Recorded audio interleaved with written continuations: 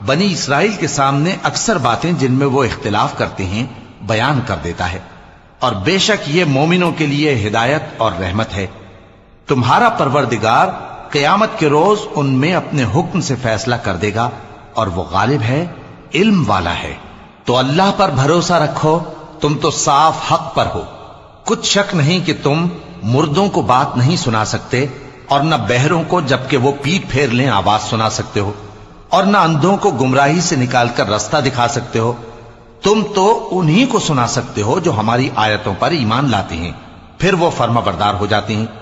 اور جب ان کے بارے میں عذاب کا وعدہ پورا ہوگا تو ہم ان کے لیے زمین میں سے ایک جانور نکالیں گے جو ان سے باتیں کرے گا۔ یہ ہم اس لیے کریں گے کہ لوگ ہماری آیتوں پر ایمان نہیں لاتے تھے۔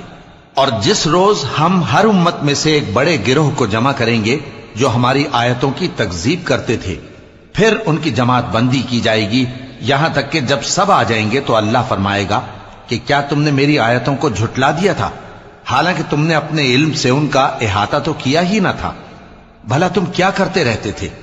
اور ان کے ظلم کے سبب ان کے حق میں وعدہ عذاب پورا ہو کر رہے گا تو وہ بول بھی نہ سکیں گے۔ کیا انہوں نے نہیں دیکھا کہ ہم نے رات کو اس لیے بنایا ہے کہ اس میں آرام کریں، اور دن کو روشن بنایا ہے کہ اس میں کام کریں؟ بے شک اس میں مومن لوگوں کے لیے نشانیاں ہیں۔ اور جس روز سور پھونکا جائے گا تو جو لوگ آسمانوں میں اور جو زمین میں ہیں سب گھبرا اٹھیں گے، مگر وہ جسے اللہ چاہے، اور سب اس کے پاس عاجز ہو کر چلے آئیں گے۔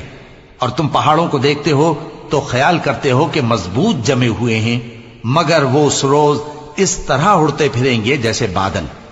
یہ اللہ کی کاریگری ہے جس نے ہر چیز کو مضبوط بنایا، بے شک وہ تمہارے سب افعال سے باخبر ہے۔ جو شخص نیکی لے کر آئے گا تو اس کے لیے اس سے بہتر بدلہ تیار ہے، اور ایسے لوگ اس روز گھبراہٹ سے بے خوف ہوں گے۔ اور جو برائی لے کر آئے گا تو ایسے لوگ اوندھے منہ دوزخ میں ڈال دیے جائیں گے۔ تم کو تو انہی اعمال کا بدلہ ملے گا جو تم کرتے رہے ہو۔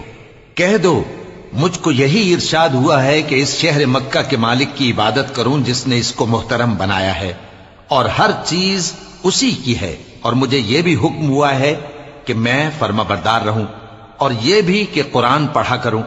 اب جو شخص راہ راست اختیار کرتا ہے تو اپنے ہی فائدے کے لیے اختیار کرتا ہے، اور جو گمراہ رہتا ہے تو کہہ دو کہ میں تو صرف خبردار کرنے والا ہوں۔